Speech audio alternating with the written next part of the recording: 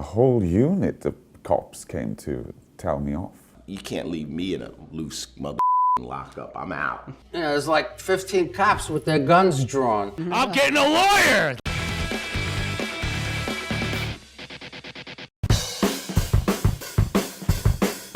Yeah, well, yes. For, was it like graffiti? I was drawing like inverted crosses and pentagram on the subway timetable, and got caught. I was drunk, of course, but I got caught, and a whole unit of cops came to tell me off, and I got fined basically. But it wasn't like that. Well, I actually got that, I think, but I wasn't thrown in like custody or anything. They told me off, and they told me I'm a bum, and you know, if I ever see you again, all that type of thing, and then I got fined like $350 or something. This one is probably my favorite out of every other one. Wow, there it comes. It says, the Misfits were arrested in New Orleans on charges of grave robbing while attempting to locate the grave of voodoo practitioner Marie Laveau. You guys bailed yourselves out of jail, skipped your court date, and drove to your next performance in Florida. True. All true. Oh my God. That's a perfect one. It's Marie Laveau, huh? It's true. What was about her? Just the cryptic aspect? I don't know, but I mean, that's the big lady down there, like all the shops and all that horse shit. Absolutely. Yeah, my brother Kenny was with us, and he had all the money, and he got away. Ooh, so he came and got us, and we spent the night in jail. And when he came to bail us out, he bailed out me, Jerry, and Glenn, and then he looks at Robo dead serious, and he goes, "I'm sorry, I don't have enough money to get you out." The look on his face, it was the best. How did he get out? We had the money. He just. Oh, wow. That's how you got to do it, man. It says that at one point, some band members from Cradle of Filth attracted a certain amount of hostile attention when you wore I Love Satan shirts to the Vatican. Yeah, we did. We got arrested at the Vatican, actually. You got arrested for that? Well, we turned up. We were doing a show with Napalm Death supporting us, and Krang turned up, and they wanted to take us and, take some photos somewhere in Rome that looked great. It was like quite late at night, so there was no one there. And so we were taking some photos, and immediately all these armed guards surrounded us. And they were more bothered, really, the fact that our keyboardist was dressed as a priest, because it's illegal to do that in Italy, even if you, even at a fancy dress party, apparently. Okay. So we were very lucky to get out of there, because they've got their own laws in the Vatican. They could have held us for God knows how long or whatever. But when they found out that there was a gig with 3,000 people the other side of Rome, so they couldn't keep you too long. Well, I think they were a little concerned about what might have happened had we not turned back up. One thing that really caught my eye when I was reading is, when you were handed the first of the paperwork that said the accusations against you, that you were able to kind of have this crystallizing moment where you just said to yourself, focus, stay calm, and I think it was as they were leading you out of the airport, you were thinking, this will be a hell of a book someday. Yeah.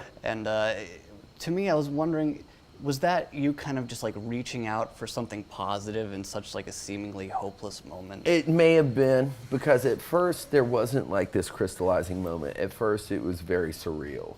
Okay. Like time got weird.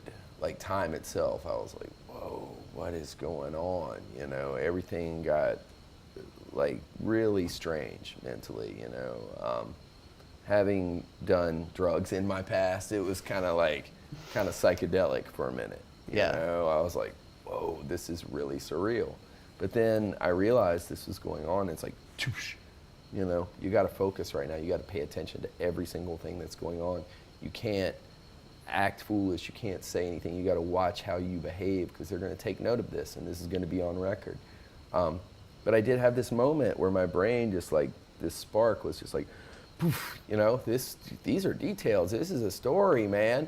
And I think what that was is maybe it was my brain, one part of my brain going on autopilot, because I'm a photographer, I'm a writer, I write music. It's how my brain works, but even when I had that moment, they're leading me out. These guys, they literally had face masks on, all you could see were their eyeballs, or big dudes and machine guns. Yeah. And they're leading me out, and I'm like, this is crazy. This will make like a good book one day. Immediately another part of my brain was like, what is wrong with you, dude? These are like, these guys look like they're here to get bin Laden. You need to stop thinking about writing and pay attention. So it seemed almost inappropriate. And it wasn't like I sat in prison and was like, this is going to be great for my memoir. I'm so glad this is going on. I wasn't thinking about writing a book at all. Yeah. But it was, it's just, I noted it, man. It was a bizarre little thing, I guess it's just how my brain works. While in the Army, you were in a group that was jailed for the theft of an infantry rug. And this is where they put it really funny here. He said, you then decided to escape from jail, just casually, right? And desert your Army duties, yet you came back a month later after the rug had been returned. Not true. Fiction. All right, yeah, that's fiction. It's close to the story. What happened was when we were in AIT, Advanced Individual Training, me and a few guys were doing some robberies on the post. Higher up sergeants were asking us to go obtain things they needed. So we would steal shit for them. And one of the things was a infantry blue rug for this motherfucker's office, which we lifted from the guest house. We found there was a guest house where people would come. We went in there with a box cutter and just cut a big ass square out of the middle of the floor and just lifted the shit. So what happened was, after the sergeant that made the lick didn't come pick us up. He bitched out, and we had to throw it in a cab to get the out of there, and the cab guy ratted us out. Next thing I got woke up by CID. Once that went from CID, they threw us in jail, a minimum security jail on Fort Benning.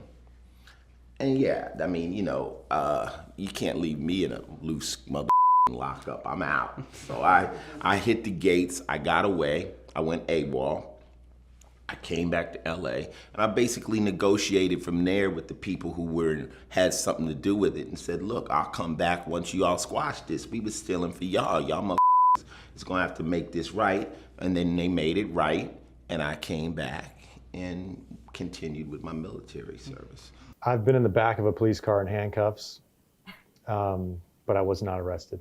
I was back in high school, and everybody's had a bad friend, a really bad friend. I worked at the car wash, and my buddy would always call me to go out. And we went out downtown, and we saw police car after police car after police car rushing down to this site. So dumb high school kids were like, let's go see what happened. Let's go run straight to the danger.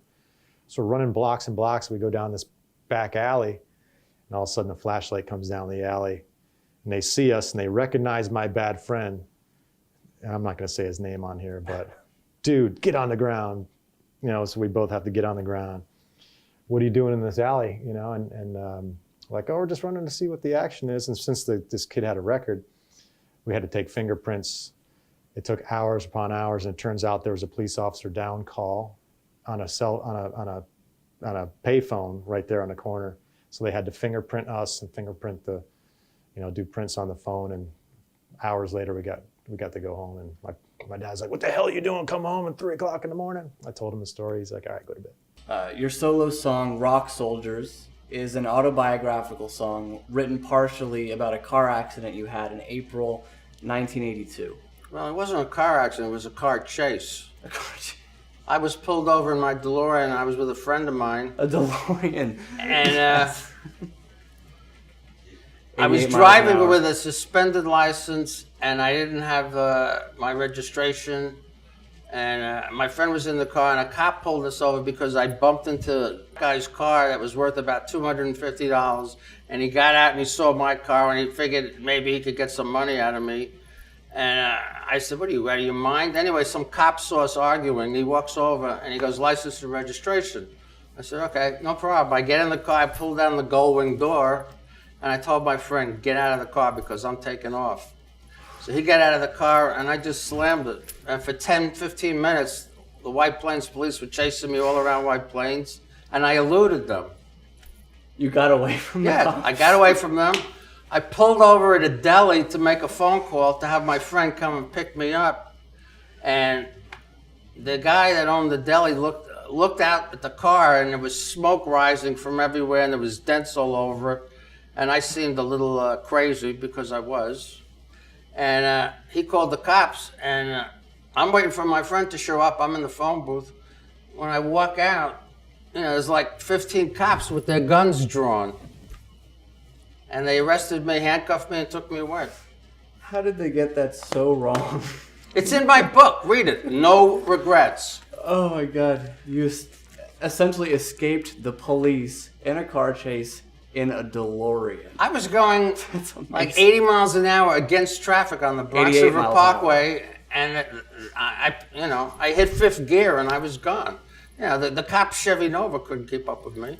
There was 12 of us on a float boat. It was a two-day bachelor party. It was 12 of us on a float boat. It started with me jumping off a cliff and falling into the water. Lots of very cheap. With a blow-up doll. Lots of with cheap. a blow-up doll, and upside down. exploded on impact. We were idiots back then. This was right out of college. Lots of cheap beer, and we were getting really rowdy, and we started driving back and forth across the public beach and started mooning the beach.